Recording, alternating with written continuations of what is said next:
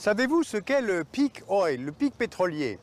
C'est le moment de disponibilité maximum du pétrole sur la planète Terre. C'est un moment qui est difficilement saisissable parce qu'il est lié à des paramètres géologiques, économiques, financiers, politiques, internationaux. En plus, il y a une sorte d'incrédulité générale autour de ce moment du peak oil. Cela disconvient à tout le monde. Donc je vous propose aujourd'hui d'approfondir un petit peu cette question du pic pétrolier. Cette carte du monde nous montre les ressources connues en pétrole. Alors on le voit, elles sont mal distribuées entre les divers États dans le monde, mais ainsi l'a voulu la superposition des frontières avec l'histoire géologique de notre Terre. Ces champs pétroliers font partie de ce que l'on nomme les ressources ultimes, c'est-à-dire la totalité du pétrole qui se trouve sous la Terre. Une partie de ce pétrole a été découverte, le reste est une estimation. Parce que lorsque l'on parle couramment de pétrole, en fait, les statistiques dont on dispose ne se réfèrent pas à ces ressources ultimes, mais aux réserves prouvées. Alors c'est compliqué, donc quelle est la différence? Ce schéma montre les ressources ultimes, donc une estimation, et les réserves prouvées, qui sont au centre de notre cercle, soit environ 10 fois moins, car ce sont les quantités de pétrole réellement disponibles, c'est-à-dire déjà exploitées ou ayant forte probabilité de l'être, en fonction des connaissances géologiques, des techniques d'extraction disponibles et du cours du brut sur le marché. Maintenant, cette deuxième carte nous montre la répartition par région des réserves prouvées dans le monde sur la base des déclarations de chaque État. Regardez d'ailleurs la concentration des dérives au Moyen-Orient.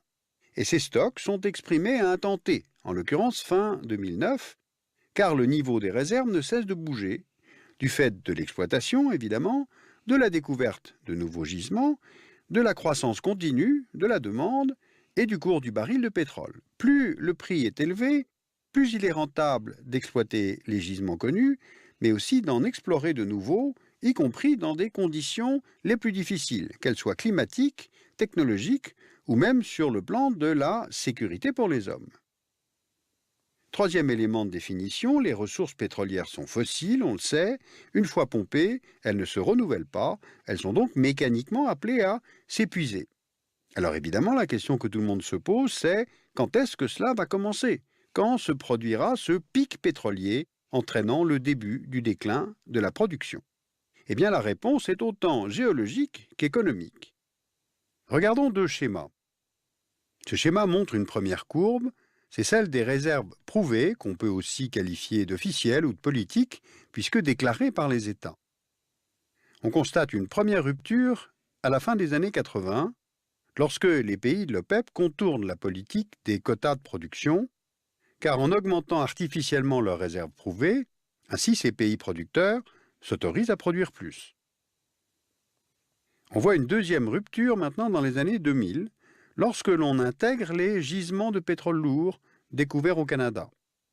Donc avec cette courbe des réserves officielles, on a donc constamment une disponibilité en augmentation du pétrole. Or, si on la compare à une deuxième courbe, celle des réserves dites techniques, c'est-à-dire réserves prouvées et réserves possibles, estimées plutôt par des ingénieurs ou des géologues, les évaluations sont très différentes.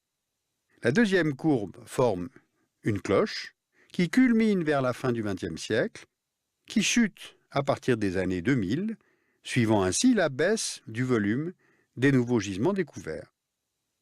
Alors pourquoi de telles différences entre les deux courbes?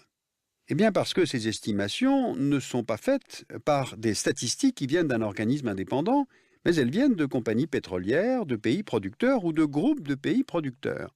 Ce qui veut dire que ceux qui détiennent les réserves détiennent aussi l'information. Ce sont eux seuls qui la délivrent et ils peuvent la manipuler car les enjeux sont gigantesques. Donc à partir de cette asymétrie de l'information, on comprend la difficulté à évaluer le moment du pic pétrolier.